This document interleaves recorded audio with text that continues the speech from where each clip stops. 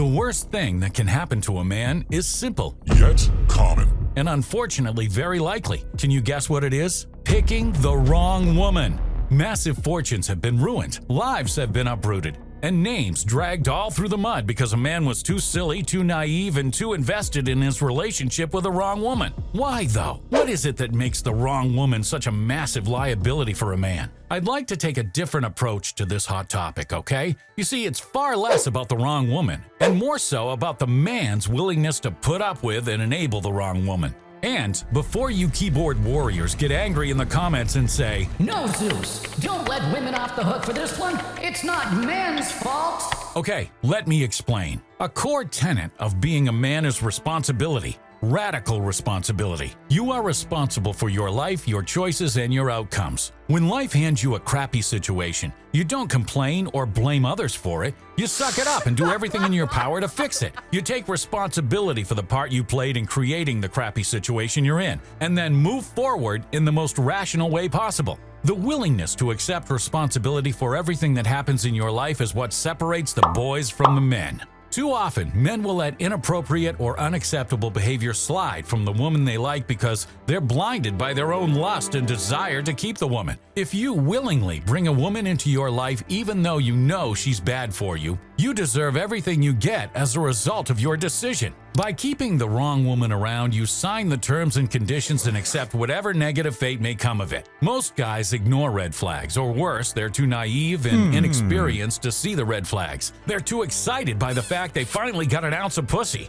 So they lie to themselves and downplay the red flags to not ruin the sliver of good they have from the relationship. But the truth is, everything in life comes at a cost. There is no upside without the risk of downside. Picking the wrong woman is like picking the wrong business partner, Except it's much worse in a lot of ways. People are blinded by societal memes and stupid toxic concepts of love, so it makes them more willing to deal with more bullshit from their romantic partners than friends or business partners. You've been told love is difficult or you have to fight for love. All these lies from society's matrix that force you into a scarcity mindset around women and keeps you a dependent slave to the first woman who likes you back. And what are these cheesy sayings around love that society shoves down your throat get you? A 50% chance of divorce on average. The only relationship you stay in is the one you're willing to tolerate. If you're willing to tolerate or entertain nonsense from the woman in your life, guess what? Your romantic life will be filled with nonsense. Always remember, my disciple, as a man,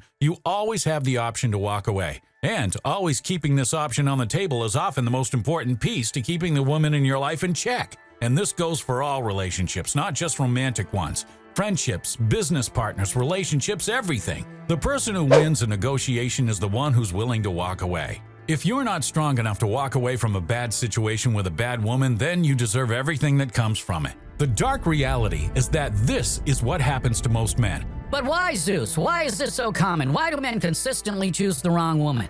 Lack of options. The average man has no options when it comes to the women in their life because they never bothered to learn the skill of dating. I mean, how could they possibly have extraordinary results with women if their skill level is ordinary at best? If you put an ordinary or average amount of time into your dating life, you're guaranteed ordinary and average results. Yet too many men are too lazy and think they're too good to practice and hone the skill set of dating. But no matter how rich, how famous, or how smart you think you are, if you neglected this aspect of your life, you're leaving yourself vulnerable to massive liability. Learning game or the skill set of dating is no longer optional, it's absolutely necessary. Because without it, you're not just missing out on amazing relationships with amazing high-quality women, but you're also leaving yourself open to have your life completely ruined. The best way to learn dating, the best way to avoid these toxic bullshit narratives around love and dating is by joining our course, Instagame.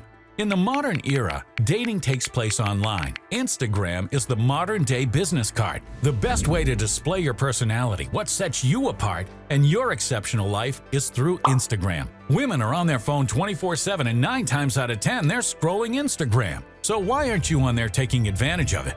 The best way to take advantage of it is to show your exceptional life. And guess what? The best path to getting there is with my course, Instagame, where I give you the copy and paste templates for communicating your personality and value to women so that they're immediately attracted. Like my student Alex, who said after setting up his profile following Instagame, he had a girl DM him first and he was able to have a great first date and have her come back to his place and spend the night. Or Patrick, who said securing dates is easy now. There's thousands of guys getting success like this inside Instagame. And not to mention, if you join Instagame, you get over 1,000 guys in our coaching group to get direct feedback on your profile. Oh, and by the way, it's 50% off if you join right now with the link below. So what the hell are you waiting for, bro? It comes with a 30-day money-back guarantee, so if it doesn't work, you literally don't pay. Hope to see you in there, okay?